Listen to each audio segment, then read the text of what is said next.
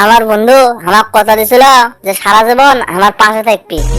8 রাকাত তারাবি পড়ার পরে আমার বন্ধু কোটেজে চলে গেল, আমি দেখলামই না। কেরে বন্ধু, আমার এটি মসজিদ বুঝছো, আমার হুজুর পড়ছি রে, একবার 30 মিনিটের মধ্যে তারাবি পড়া শেষ হয়ে যায়। বন্ধু তুই হাসালু রে, তোরে হুজুর তো 4G আর আমার হুজুর 8G।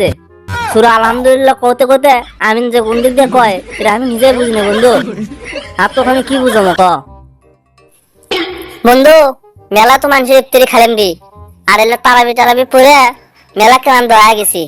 তা চ, রমজান মাসে তো না আমরা ইফতার বাড়ি দেই। ঠিক কথা বলছো বন্ধু, হাদিসের লেখা আছে গরিব মানুষ ইফতার খেলেলে সব হয়। তা আমি তো গরিব, তোরা সবাই মিলে আমাকে না ইফতার খিলেস।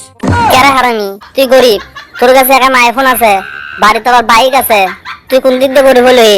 গরিব তো আমি হে, আমার কাছে দেখতো কি আছে। আচ্ছা যাই হোক, শুনেক, এই রমজান মাসত একটা ইফতার বাড়ি দোয়াই লাগবি।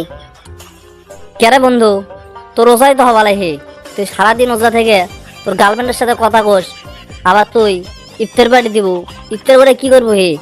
তুই যে কয়বার করে দিনের মধ্যে সিগারেটটা আনিস সেটা আল্লাহ ভালো জানে, আর তুই এটি ইফতার খাওয়ার জন্য বসে আছো। এ বন্ধু বন্ধু থাক বন্ধু, এলে এটি কোষ নে রে, এলে পাবলিক প্লেসে কোষ, তাহলে কি মান সম্মান থাকবি ক? এলে তো গোপন কথা হে, এলে কথা এটি কোয়া যাবি না। আচ্ছা যাই হোক বন্ধু, সন্ধ্যার সময় তুই মসজিদত আসিস, আমার মসজিদত ইফতারি দিবি, তুই এটি আসা খাওয়া যাস। হ্যাঁ হ্যাঁ, আসমো না বন্ধু, তাহলে তুই থাকে, আমি না বাড়ির যাবো। বাড়ির যা, আব্বার সাথে না বাড়ার যাওয়া লাগবি, ইফতার নিয়ে আসা লাগবি রে। তুই তাহলে থাকে, আমি তাহলে বাড়িতে গেলাম।